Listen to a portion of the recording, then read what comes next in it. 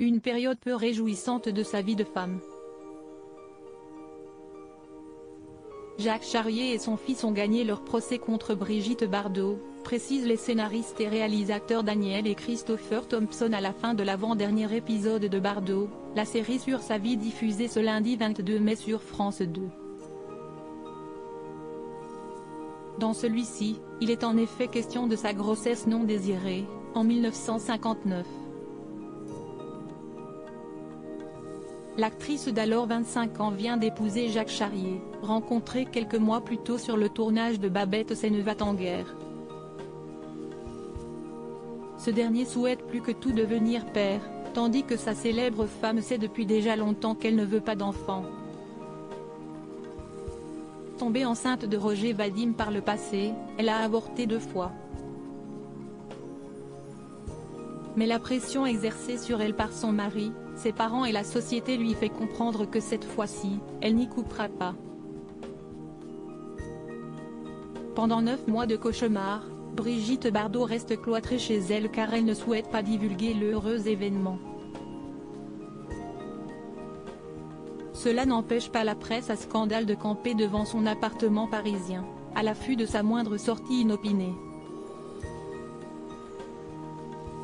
Nicolas Charrier voit le jour le 11 janvier 1960 et dès sa naissance, un shooting photo est organisé chez la jeune maman. Assise sur son lit, dans une nuisette blanche, la vedette des Dieu. Créa la femme s'efforce de sourire, en caressant son nouveau-né. Mais l'envie de pouponner n'est pas là. En 1996, l'actrice couche dans ses mémoires, initiales B. B, ses tourments les plus personnels, dont les pensées qui lui ont traversé l'esprit quand elle était enceinte, 36 ans plus tôt. Supérieure à Brigitte Bardot, Roger Vadim, Samy Frey, Serge Gainsbourg. Qui sont les hommes qui ont marqué sa vie? Quand Brigitte Bardot comparait sa grossesse à une tumeur, il faut dire que Brigitte Bardot raconte alors, comme aucune femme auparavant, comment elle a tenté de mettre fin à cette grossesse. Elle déclare qu'enceinte, elle regardait son ventre plat et lisse comme on regarde pour la dernière fois un être cher avant de refermer le couvercle du cercueil. Ensuite, elle confie avoir tenté de guérir cette tumeur en se bourrant le ventre de coups de poing et en réclamant à un certain docteur des doses de morphine. En interview, l'actrice assure même qu'elle aurait préféré accoucher d'un petit chien. Des mots que son fils Nicolas n'a pas supporté de lire. Effroyablement affecté par ces révélations, il décide, avec le soutien de son père, présenté par B. B. Comme un homme qui noyait sa déception dans l'alcool et la médisance, de poursuivre sa mère en justice pour violation et atteinte à la vie privée du fœtus. Ces derniers demandent 6 millions de francs de dommages et intérêts à l'actrice, et 5 millions à son éditeur, Grasset.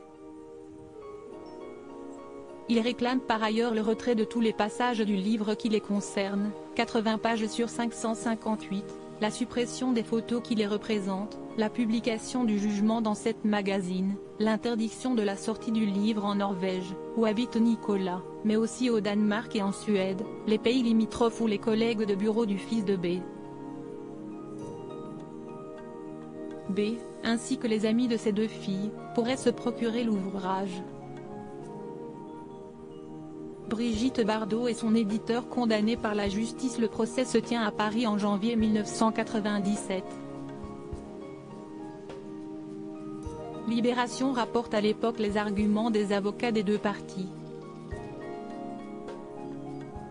Madame Bardot se croit tout permis, fustige Karen Bérébi.